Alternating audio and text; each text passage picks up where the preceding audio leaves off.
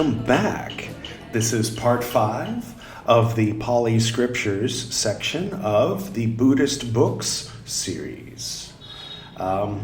If this is your first time seeing me, go ahead and click here. For the whole playlist, I recommend starting with episode 1 of the Dhammapada, or just Dhammapada. I don't know. I think we American English speakers have a habit of putting the in places where not everybody agrees it should go. Like, for example, if you're in England, you might go to hospital.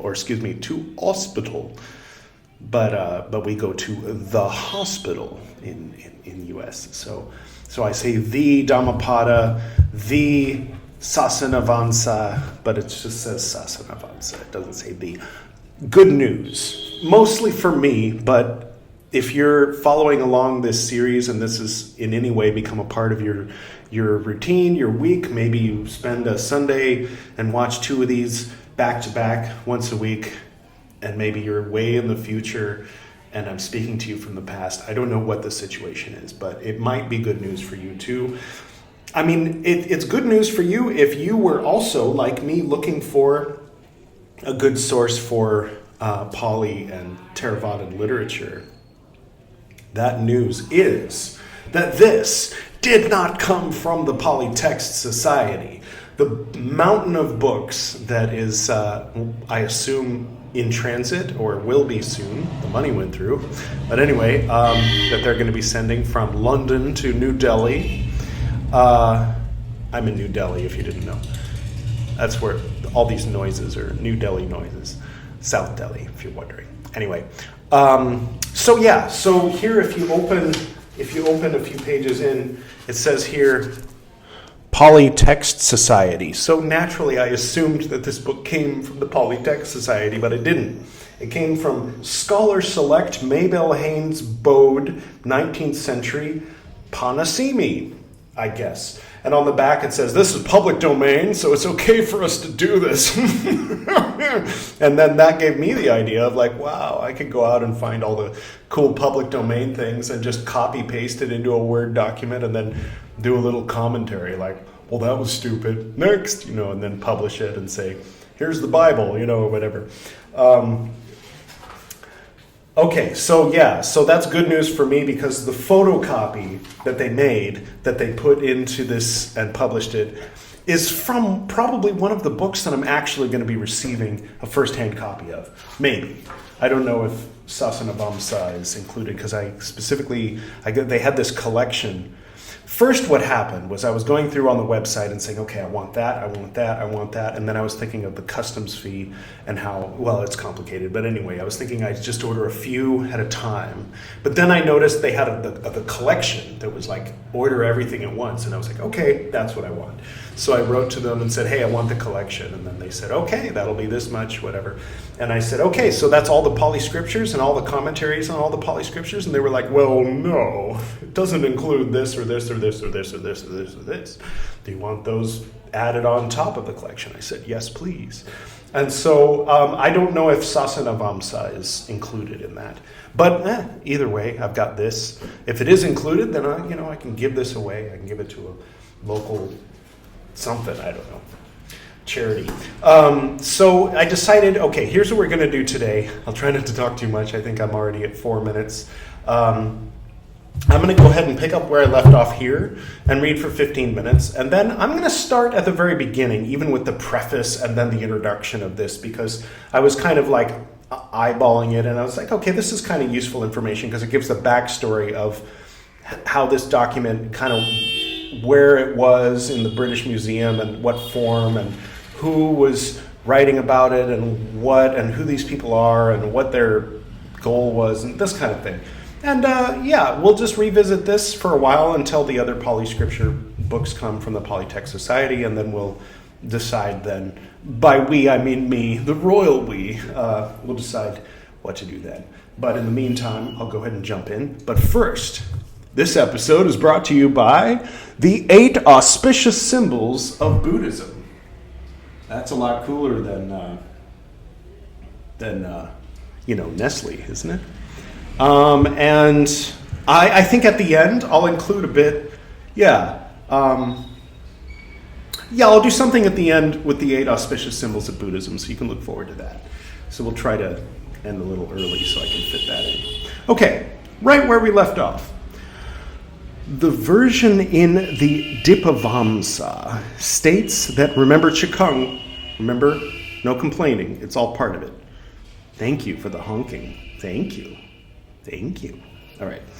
The version in the Dipavamsa states that the Theras divided up, or maybe Taras, divided up in the ninefold Dhamma. See, when there's TH, we have a habit, English speakers, of saying th, and when CH, we might say ch.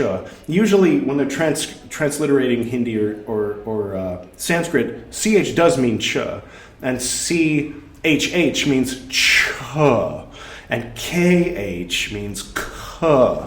But when it comes to TH usually means t, not th. So the same goes when they're transliterating from Hebrew. So for those of you who are into Western ceremonial magic and all, it's keter, not kether, okay? All right. Gebura, Malkut, not Malkuth. But it's okay. You can pronounce it that way. In the great tradition of Athens, Georgian magicians, pronounce it that way by all means, sincerely. Everybody has their lineage, and you should do it like your teacher's teacher, right?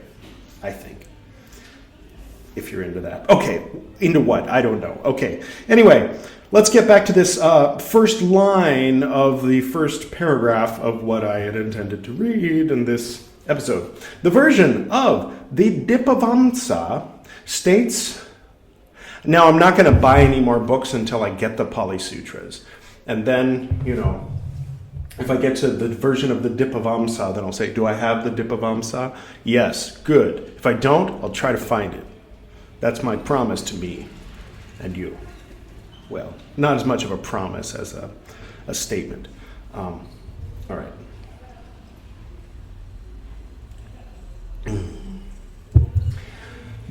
The version in the Dipavamsa states that the Theras divided up the ninefold Dhamma into chapters, etc. This seems to be an attempt to reconcile the old ninefold division with the arrangement of the Canon as we have it now. All right, half a thought. It's not worth vocalizing.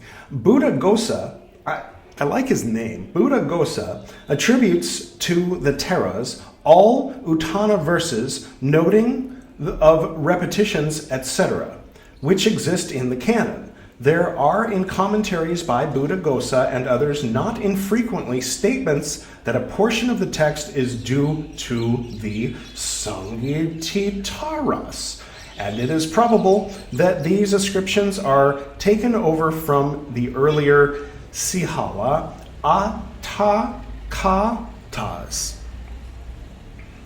Although there is no reason to doubt that these portions are indeed later additions to the Canon and were made by Samgititaras, there is no certainty that they were added at the time of the First Council,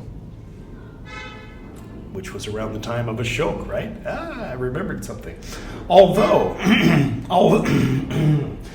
Although we may have reservations about the texts which were dealt with at the First Council, there is no reason to doubt the general way in which it was held. The chosen expert in each section of the Buddha's teaching expounded what he could remember. And when it had been approved as a genuine utterance of the Buddha, right? All right. The assembly as a whole confirmed their approval by repeating it together. The commentaries explain that the words, "Thus have I heard," at the beginning of the suttas are the words which Ananda used to introduce his recitation. All right. Pretty clear, right? No need to Okay. Buddhaghosa tells us that... who's Buddhaghosa? All right. Edward, Google that. Tell him next time.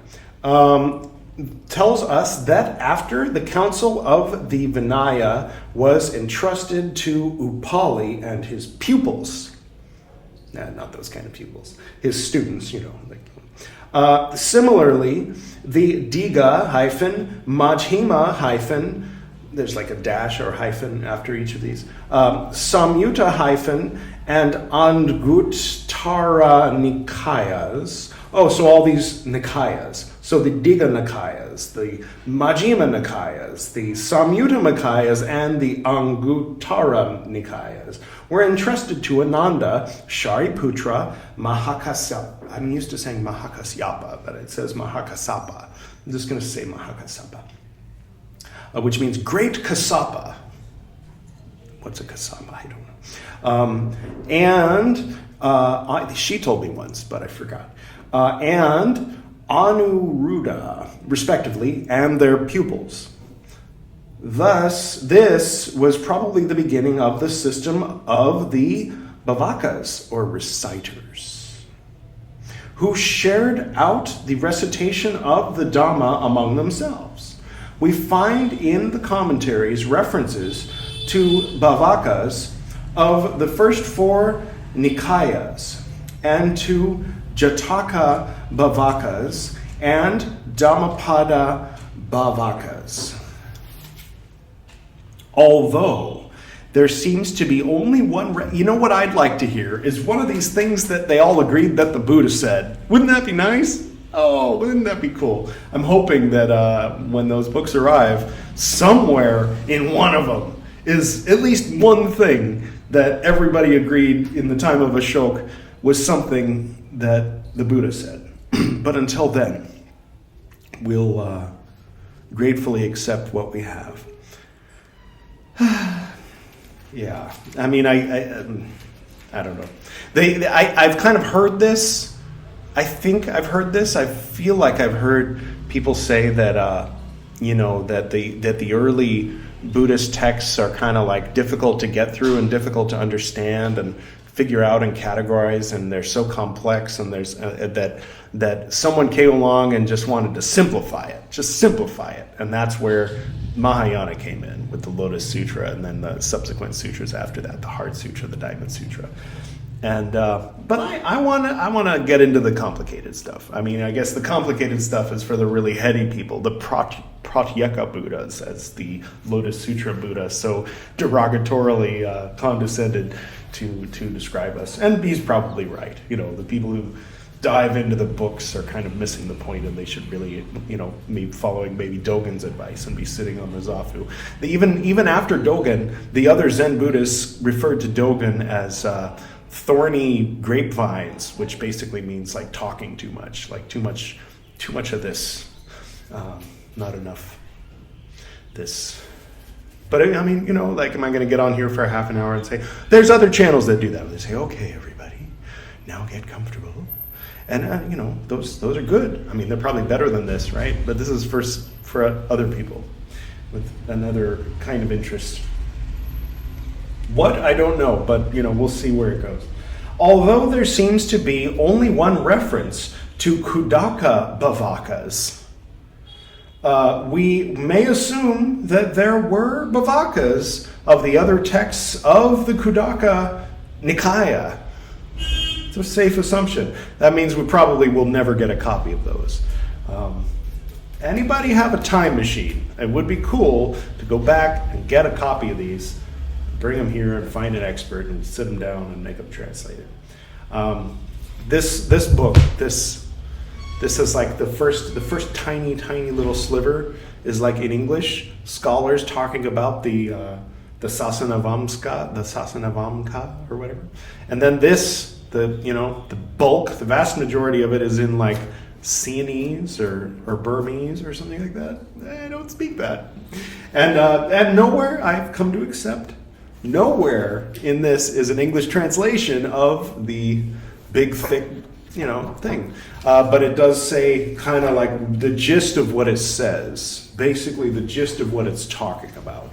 And I guess that's the closest we're going to get. Like, so it's not a translation. In the commentary, it says, now according to the Sasanavamsa, blah, blah, blah. And you know you're not reading an English translation of something when it's referring to the thing that, you know what I mean? Like, it's like reading the Bible and it says somewhere, according to the Bible, this and this and this. However, other authors disagree. Doesn't say that anywhere in the Bible, not in the English or the German or the Latin or the Greek or the Hebrew, the Aramaic or the oral. Get your mind out of the gutter. All right, should we finish a sentence? No. Yes, let's finish a sentence. Well, that was the finishing of a sentence. However, we may deduce from the fact that versions of one and the same sutta or utterance, sutta, one presumes, is like the older way of saying sutra, just like Dhamma is the older way of saying Dharma, right? And I think they explained that earlier, but in one ear and out the other.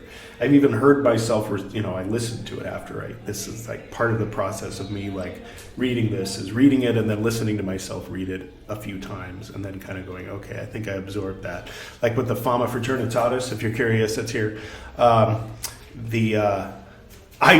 It didn't get absorbed until I recited the entire thing in bits and then edited them all together with music and then put it up online, and then I listened to it about 8 or 9 times, and then I started to go, oh, and then I felt good because, basically Christian Rosenkreutz did kind of something similar to what I do. Yeah, you can't see what's off camera, but there's other stuff besides the Buddhist stuff and the books. This is Buddhism books, Buddhist books. But if I turn the camera, you'll see all the various Indian gods and goddesses. You'll see my Rosicrucian Catholicism with Martin Luther in the center on a Jewish prayer shawl. And then I've got Guru Nanak over here with the Guru Nanak Sikh comics here. And then my friend Amandeep Singh, let's use some cards. His book, The Game of Primal Forces, along with my dad's book, which inspired it. And we've got Dungeons and Dragons here, a lot of an architectural drawing that my mom did and my dad. They're both passed on, but so I have them here. So so I've got like all the influences on my life, everything. Like there's a story here. You could tell a story just based on the stuff and where it's placed and what it is and what's inside it and which books and what scrolls and what have you, what paintings. And that's what Christian Rosenkreutz did. And that slowly evolved into what we now know as the tomb of Christian Rosenkreutz, which is symbolically expressed as the vault of the Adepti in the Rose Rebbe at Ori Crucis. Oh, I'm not supposed to say that, am I? All right, so, right, yeah. What? The sutta, or utterance in different parts of the canon sometimes differ, that the Bhavankas responsible for the transmission of each text are quite independent and were not influenced by the traditions of the Bhavakas of other Nikayas. This would explain why the versions of the Vangisas stanzas in the Samyutta Nikaya and the Theravāda do not entirely agree. So this is like a book for people who, I guess, know what they're talking about already, like all these different Sanskrit titles and other titles of all these different documents and things. And it's like, well, yeah, this one and this one, and this is different from that, and they say this one came from this, and it's like, I don't know what any of this means. And so if you're lost, know that you're not alone. That's why we're diving in. We're just diving in head first. And then when the translations come, then maybe hopefully we can start to like examine one of these at a time. Let's move on, shall we? Sasanavamsa. The is optional. I just like saying the in front of things. The Sasanavamsa, right? Like Fama Fraternitatis Rosicrucianis. The Fama, right? All right. So, Polytext Society. This was in a library at a college, at a university. I think they have the stamp of like whoever, photocopied this in the back room.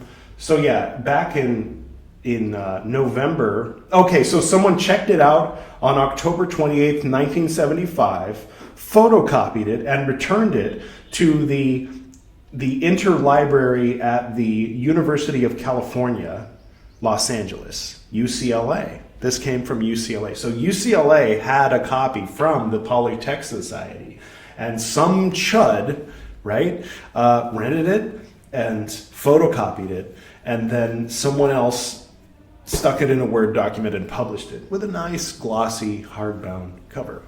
But we're going to be getting the books, and by we I mean me, but you can vicariously participate in the having of the books by way of this Buddhist book series, directly from the Pāli Text Society. That's cool, right? I'm giving them a big plug, lots of big plugs.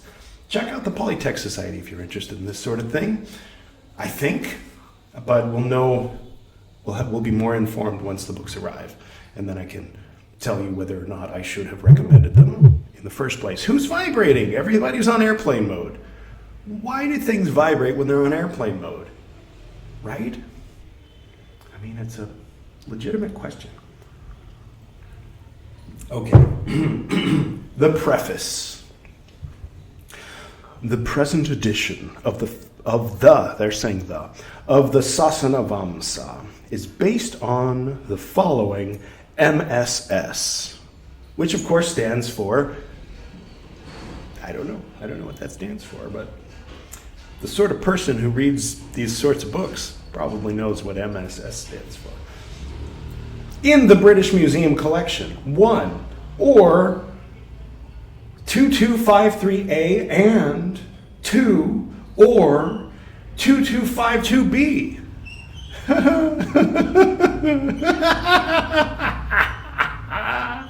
So someone came along and was like, this Pāli stuff, this Theravāda stuff, it's just giving me a headache. It gives me a headache. Let's simplify it. We'll put it in a simple story. And in the story, we'll define our new philosophy, and we'll define everything that came before it as a dear vehicle, and then we'll tell people that if they don't accept our philosophy, that they're going to burn in hell. That way they'll be afraid to speak openly against it, and they'll do what it says, and it says to build stupas. They'll build lots of stupas, right? And I'm not going to make a pun about that being stupid. Stupas were around before the stupid Lotus Sutra, okay? Sorry. I know I'm going to the Avicii hells for saying that. So, you don't have to hate me. Karma itself will punish me. Like the guru that I was talking about in the episode that I took off the playlist, so you probably haven't heard it yet, but you will in the future. The distant future, when I'm all done with all the Theravāda. Okay. Moving right along, both on the palm leaf and in the Sinhalese character. Right. I also compared, who's I? I. Edited by Mabel Bode. Mabel Bode or Mabel Bode? PhD, which my dad explained to me is piled higher and deeper. Okay. I, Mabel, also compared my own transcript with one that Professor Serge de Eulenborg was kind enough to send from the papers of his predecessor, the late professor of Sanskrit in St. Petersburg. Professor Mincer had himself intended editing this interesting modern work and had collated for this purpose the aforementioned MSS A and B in the British Museum with 2 paper MSS from Ceylon. Ceylon. Vis-a-vis, that's V-I-Z period, which as we all learned from the architect in The Matrix 2 is vis-a-vis, right? A copy made for Professor Rice Davids, or D in parentheses, or maybe that's the copy. It's copy number D in the British Museum. I have no idea what's going on. And another sent by Subhuti, or S. Okay, D stands for David, S stands for Subhuti. In some doubtful passages, I have followed corrections made by Menave. Menave must be a very respected authority on these things. Okay, where I have preferred the reading of MSS. A and B, the Minave transcript is cited as Min in the notes. The chief difficulty with the clear and well-written palm leaf MSS has been the transcription of frequently occurring Burmese names. Many sounds in Burmese are not adequately represented by the Sinhalese, or Pāli, alphabet, and so they were saying in this book that the way they use the word Pāli in this book is as if it was a language, which is, I think, the only thing they said about this book in this book. But I got the book anyway, and I wanted to read it. So here we are, reading it. Yes, and the copyists appear to have been sometimes at a loss, for Burmese letters are even wedged in here and there among the Sinhalese. All right. Once I learn Sinhalese and Burmese, then I can translate this for you. Here, I'll just read a little bit. This is random from page 44 of the actual Sasanavamsa. Kato unko dani sasanum alma... Okay, that's enough. All right, let's finish this sentence, shall we? Yes. In revisiting my own copy, I have adopted Minave's system, following the Pāli MSS syllable for syllable, though I have observed that the usual method of representing Burmese pronunciation in European books gives to these same names of places and persons a very different form. For instance, in my transcript of the Pa, the vowel A appears after a nasal N, I guess, in place of a final NG or NGH, while the diphthongs, what's a diphthong? The diphthongs ow and o are represented by the Pa-o. I owe sincere thanks to Professor E. Muller-Hess, with a hyphen in between, who generously spent much time in going through the proof sheets with me. I wish also to thank Professor Rice-Davids for his patience and cordial kindness during the many delays that occurred before I could complete the edition.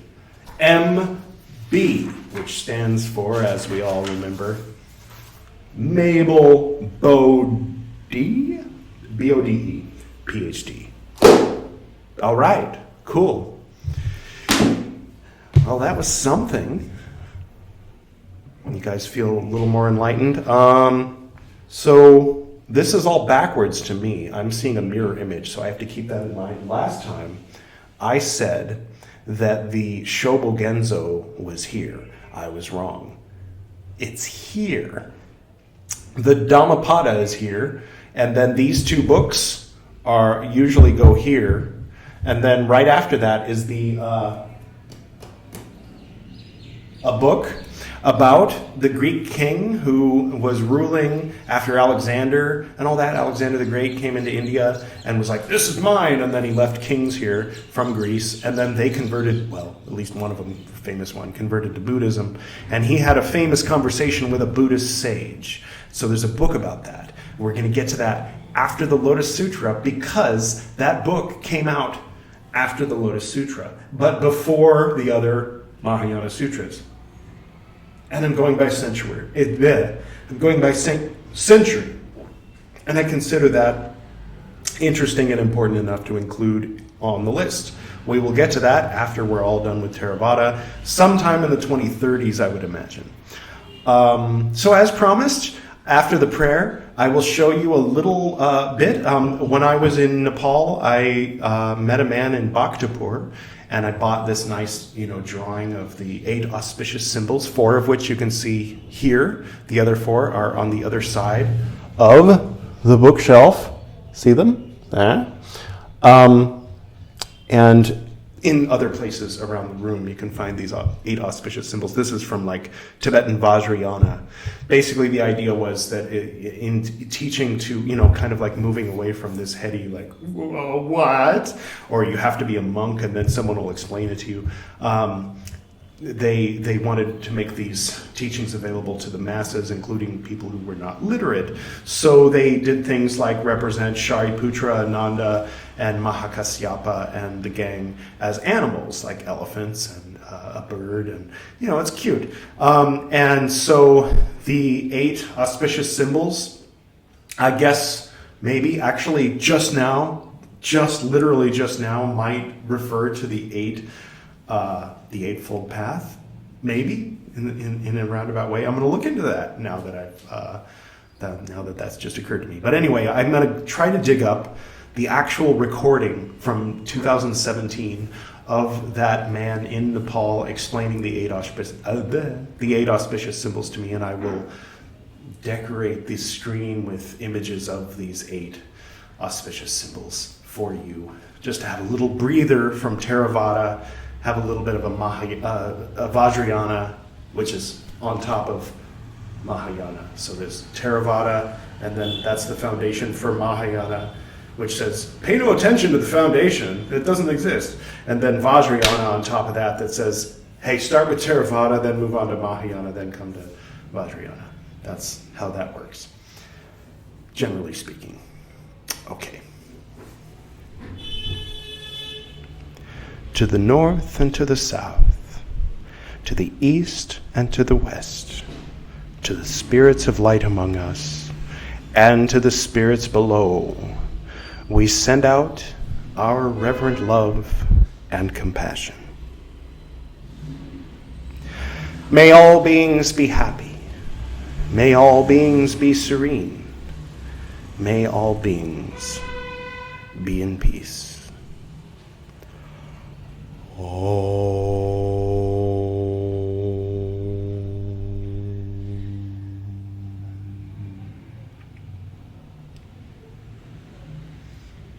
Thank you all for going on this ride with me. By the way, got the second vax, no side effects, except I was a little grouchy this morning. They say that the immune system makes people push people away. It's nature's way of keeping from spreading viruses. Maybe that was a side effect, but other than that, no headache or fever or anything, so that's good news. Okay, as promised, here's the little bit about our sponsor, the 8 auspicious symbols of Tibetan Vajrayana Buddhism. For your life, this 8 symbolic is enough, if you remember. This one first is an umbrella. Like you saw that Canon, that union. Here, little different meaning. You show me that one is, that one means union. We all are made one like in it. 2 snakes in a way, or no, that is ribbons? That one is imaging snake, but this one is a shawl. That one is a different color with shawl. You know shawl? So. Shawl means we wear that. Oh, shawl. Yeah. Scarf. Yeah, like a scarf. Making decoration. That one is. That one is an umbrella. That means making union. No opposite. All are the one side, one union. Under the same umbrella. Yeah. Nowadays, not that one is. Because one side is North Korea, one side America. Oh, yeah. This means no enemy. All are we are one in one union. That means. Shank. That one is at the starting instrument. This one is man-made. This one natural instrument. Yeah. That means karnapriya. That means good hearing. That means you don't speak to another person. Not pink to another person. Not pink? Not pink means what is called? Not pinch. Pinch? Like I'm saying the bad, you pinch your hurts. heart. Yeah. Pinch. What is called? Like pinch. Like pinch? Yeah. Yeah, it doesn't pinch hurt. in heart. Yeah. Heart So with touching. the words. Yeah. With the words. Yeah. That is not good one. Yeah. That is very interesting for all. Yeah. And this one is symbolic of the endless love. The knot that goes on forever. Yeah. This one is love. That means endless. No endless. No starting, no endless. Evergreen. That one is endless. And lotus. So many padman lotus there. Everywhere the leaves of our lotus. We are all. That means everywhere be quiet. Yeah, that lotus is very sensitive flower. If the some is the over, that is not be lotus. That will be die. That will be dry. That will be what is called making rust. What is called rest. I don't know what is not being bad. So the lotus Om Mani Padme means mainly focus here. So everywhere is like we are lotus. Lotus means you must be cured. Nowadays is people are not caring for earth. Right. Yeah, global warming. The each other not want to make the system. Yeah, everybody going to on sale.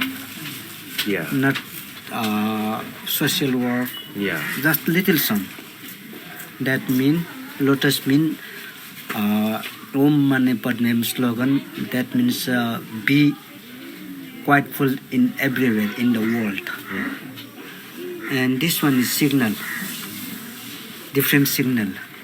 Like traffic signal is the same one. Is green is okay, red is danger. Yeah, orange be ready. And if you do the good signal, if you do the bad signal, like the black is bad, you must cure your signal. Bless you. Yeah, that means the signal. Another will of life, I already said you. Right. A couple of fish. That means couple of fish means love, happiness. Anytime you be happy, like the smile face is good, that is be happy. And the fulfill water, that is called colors.